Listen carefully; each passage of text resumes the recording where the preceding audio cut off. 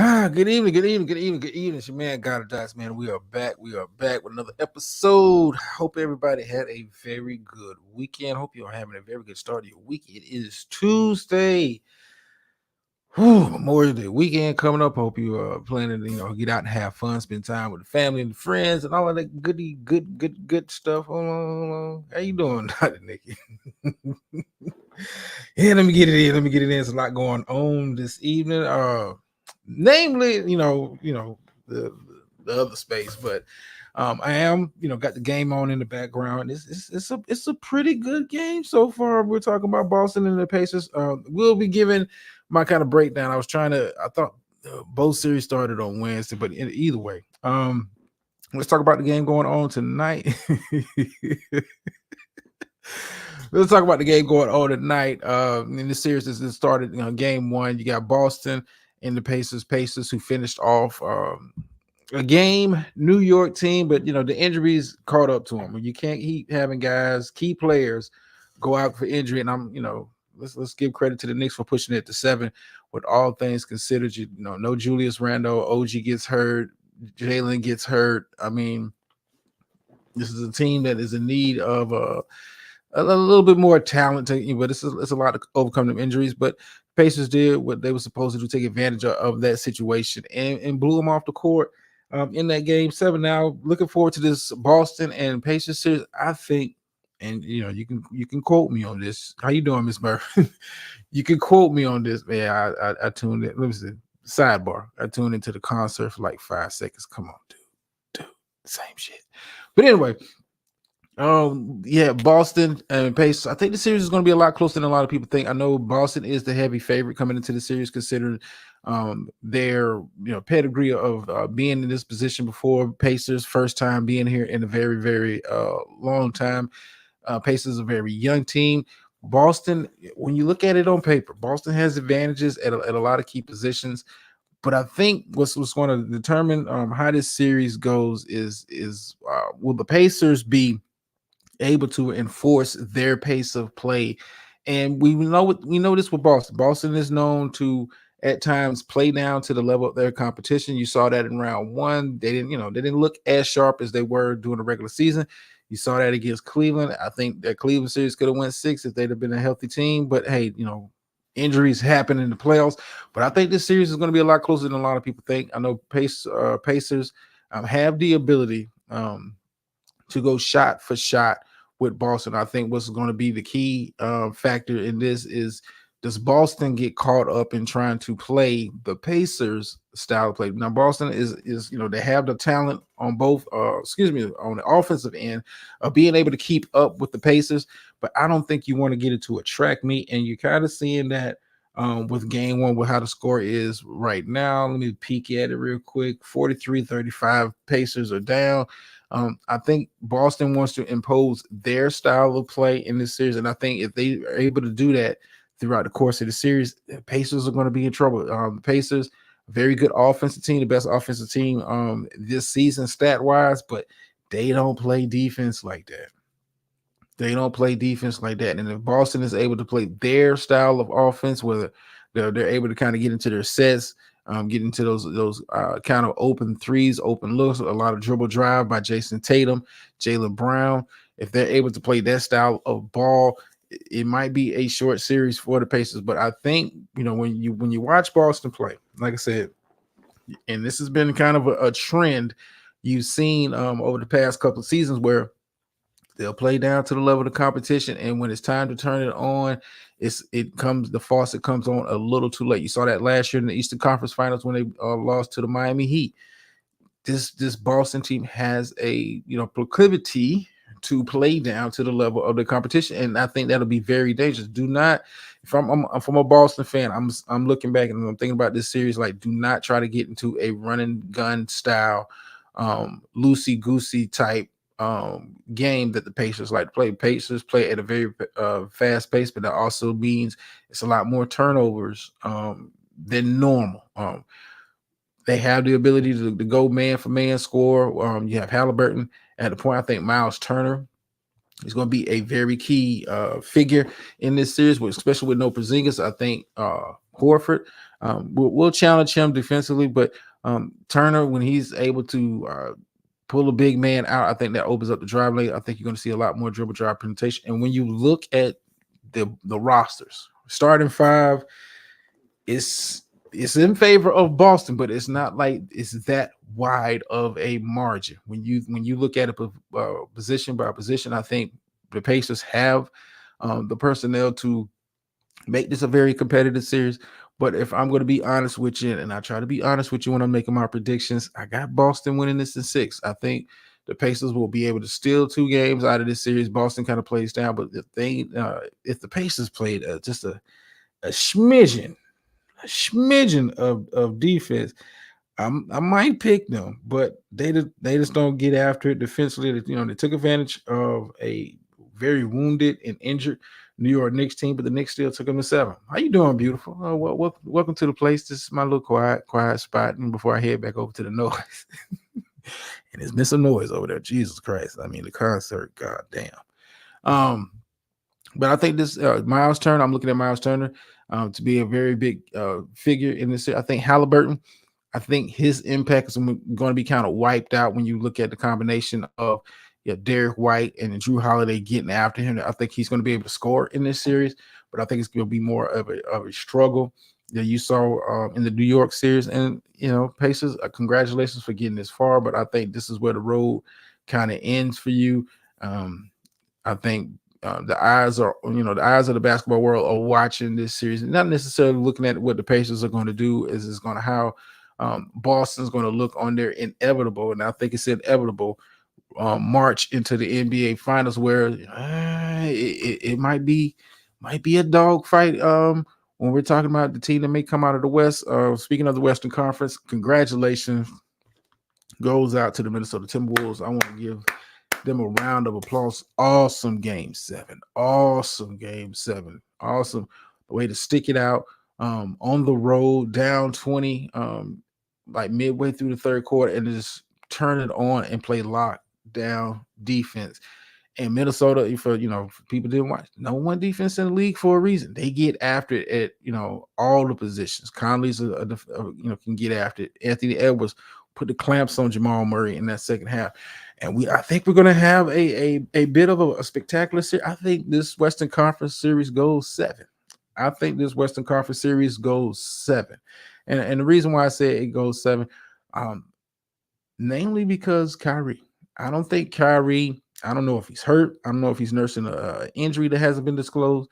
He has yet to really go off in this playoffs. And he has, when you look at the matchups, I think you're going to see a lot of Jaden McDaniels on Luka.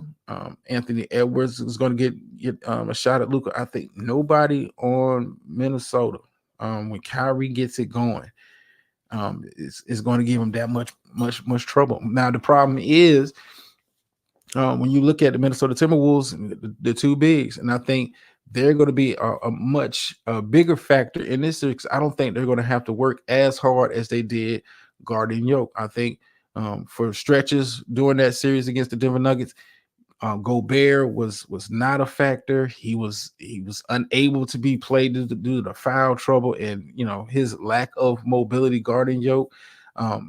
I talked about this on a previous show. I said Minnesota should have went with Cat, which they did, especially in Game 6 and Game 7. Put Cat on Yoke, make him work a little bit more. Cat is a little bit more mobile. Still a big man, still a good defensive player when he puts his mind to it.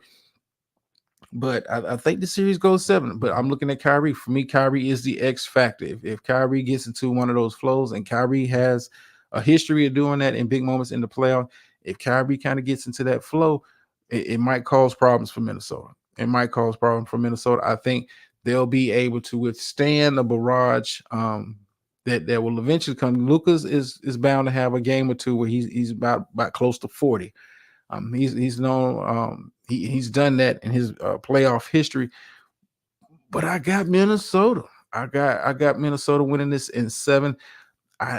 If you watch Game 7 against the Denver Nuggets, if you watch Game 7 against the Denver, this is imagine this team, and we're talking about the Denver Nuggets getting locked up in the way they did in the second half of that game seven at home. At home, I think Minnesota has the confidence to know that, hey, we can go on the road and win a series. You got to get much better at home. Got to get much better at home. I think game one is going to be kind of a tone setter, kind of see how the series is going to go. And I will give Dallas this credit. I think this was underrated by me, and I would say that in my end, I thought OKC was going to give them much more problems offensively, but it never materialized.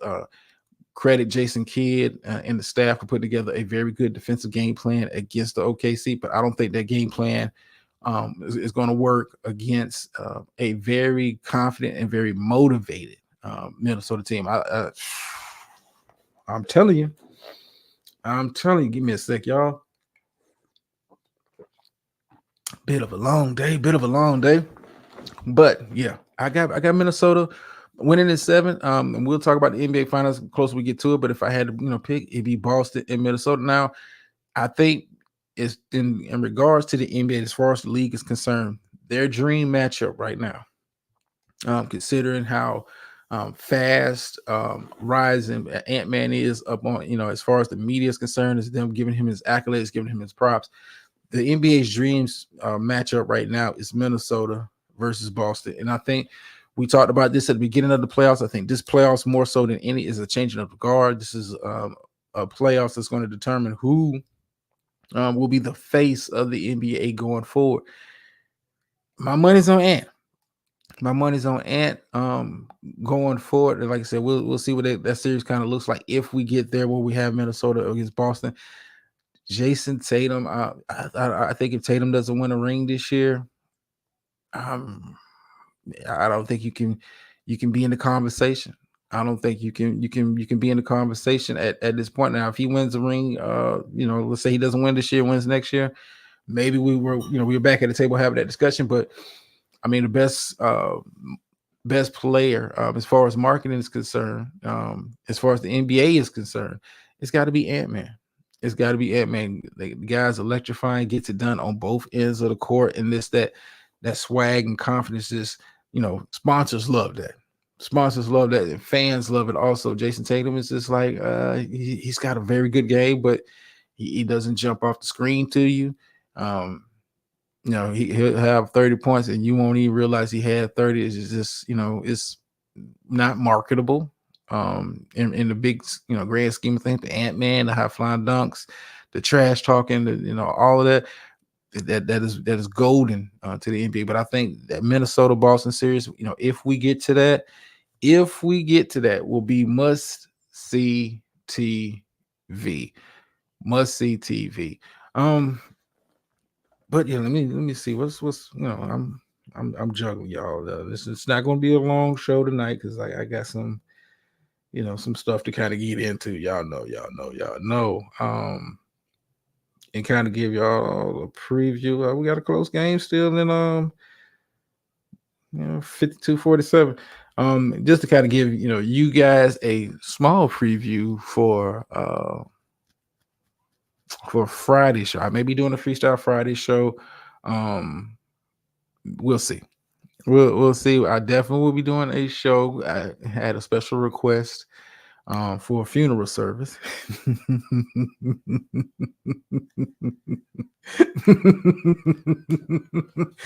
We'll be doing that. But of course, kind of jumping around some other sports news. I am going to be tuned in. I got to find out the official. Yes, beautiful. Yes, I had a special. See, this is the quiet place. I can talk about those plans that everybody gets. I spring on people on Friday, but yeah, I had a special request for a funeral service. I'm working on a thumbnail now. Working on the actual services as far as how I want to lay this person to rest. So I will be doing that on Friday for sure. Like I said, I'm working on a thumbnail for that, working on putting together my timeline of events and all of that kind of good stuff. It won't be your typical funeral because I'm not expecting to anybody to come up and say any kind words about this particular person, but I'm just going to leave that as a mystery. But anyway, let me see what's going on. It was something else that kind of popped up on my timeline. Now I was debating whether to share. I might go ahead and share it. It has, most of my listeners are late. Have y'all been keeping up with Caitlin Clark's debut in the WNBA? Have any of you been keeping up with her debut in the WNBA? I will say this on record: it is going exactly like I thought it would. I think the women in the WNBA kind of took it personal, and you're seeing a lot of very physical play with her to let her know she's not playing with the 18 and 19-year-old girls in college. But they say it reminds me of watching her first couple of games, and it's been rough. It's been rough. What has kind of jumped out at me? It reminds me her transition so far in the WNBA, not because she's a rookie, um, but it reminds me of Lonzo Ball's rookie year in the NBA, coming in with that much hype, and current players being offended by a guy who, or just any player that hasn't earned it, hasn't played 1 minute, and you hear, the talking heads on TV like she's going to come in and light up the league, and, she's a transcendent type player, and they have gone out of their way. And I will say I watched, not whole games, but enough highlights to understand that hey, they're being very physical with her to let her know, hey, this is grown women playing. We are professionals. We are not them girls that you were playing at Iowa State. We are toned and ready. And speaking of the other women's game, I want to say this. I think pressure. I think some pressure from certain entities helped Asia Wilson, and I don't think she really needed it. She's finally getting her own signature shoe, which I think is at this point long overdue. How you give Caitlin Clark, a rookie who ain't done crap um, on the professional level, was not a winner on the collegiate level, how she gets a signature shoe. And Asia Wilson, two-time MVP, back-to-back champion, rookie of the year, all of that stuff, all of those accolades she has, and arguably the best player in the women's game. How did she not get a signature shoe until now? But she has finally got her signature shoe. So congratulations to her on that note. Looking forward, I know rookie mini camps have started with the NFL. For my NFL fans, yes, that's you, Dr. Nick. Yeah. NFL content will be coming back to the channel very, very, very soon, especially as we get into these training camps. We will be doing what we did last year, change it up just a little bit, but we will be doing a team by team preview. I've got to plan out, how I'm going to do it this year. I think last year I kind of did a team by team, episode by episode. That may be something I do again, maybe in a different kind of format, but we'll see. But yeah, the NFL news will be coming back. And speaking of NFL news, I wanted to report on this last week, but it kind of slipped my mind as I got caught up in watching all the games last week. Jared Goff, $212 million contract extension with Detroit. And it causes me to think that I don't want to dedicate a whole show to it, but is the quarterback position becoming overvalued in the NFL? I like Jared Goff. I think he had a very good year last year. I think he's a good quarterback. Not transcendent, but he's a good quarterback.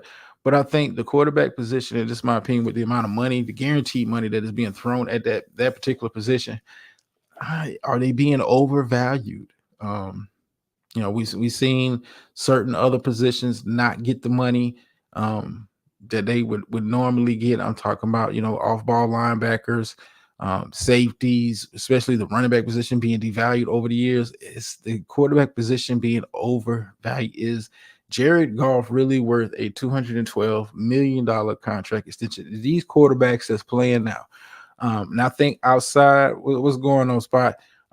Outside of Patrick Mahomes, Lamar Jackson,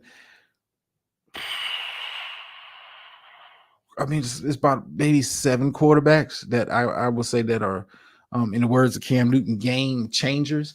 A lot of these guys are game managers. A lot of these guys are game managers. I don't think anybody can look at Brock Purdy and think you can put him on any other team in the NFL, and he have the same level of success that he's having now in San Francisco. I don't think you see that, but I think the position has gotten to the point where it's becoming overvalued. In the grand scheme of things, I get, the market is what the market is, but at some point you got to be realistic with yourself. These guys are really, really. I mean, a lot of these guys are overpaid, especially at the quarterback position. A lot of these guys are overpaid. If I'm paying a guy, um, these large sums of money with the guarantee money, like look at Deshaun Watson, $200+ million guaranteed, ain't done much of nothing since he's got traded to Cleveland and got a contract. Ain't done much of nothing. I think these guys are being overcompensated, and that's because that's how the market is kind of set. I mean, how many how many game changer quarterbacks do we have in the NFL currently? Like $212 million. I like Jared Goff. I like, are we being for real? Are we being serious with him getting that kind of money? But I mean, that's what the market is, I guess. But I expect within like the next 10 years, unless another game changing type quarterback comes along, I think the market's going to kind of calm down and reset itself, namely because a guy like Patrick Mahomes, Super Bowl rings and all that has restructured his deal, taking less money. I think Tom Brady kind of helped keep salaries in check for a while he was destroying the NFL. Unless another transcendent type quarterback kind of comes out, and resets the market. I think the market is anybody else trying to get a contract. I don't think it goes up. I think it goes down. But that's a conversation for another day when you get into the analytics and all that stuff. But yeah, NFL content will be coming back to the channel. Like I said, rookie minicamp and OTAs have kind of started with some organizations. We'll get into it when full training camp starts. We'll be rolling out, team by team breakdowns, previews, all of that good stuff. I may give you my Super Bowl preseason pick, much to the chagrin of Gator Girl. I will not be choosing the Jacksonville Jaguars, who I think will be a much improved team, I think. But we'll talk about that at a later time. Thank you guys for taking the time out to listen to little old me. Remember, like, share, subscribe, all of that. Leave a comment, thumbs up, thumbs down, don't matter to me. I'm always appreciative to anybody that takes the time to listen to what I got to say. End you off with the phrase that pays around here. Sometimes you win, sometimes you lose, but every time you learn. And I'm out.